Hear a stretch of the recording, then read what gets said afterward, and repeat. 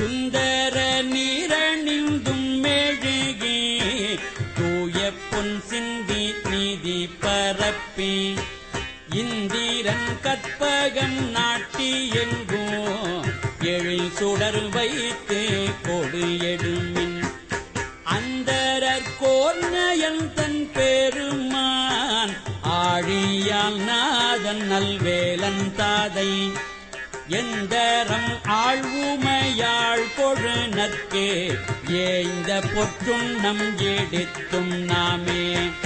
காசணி மின்கள் உலக்கையெல்லாம் காம்பணி மின்கள் கரை உரலை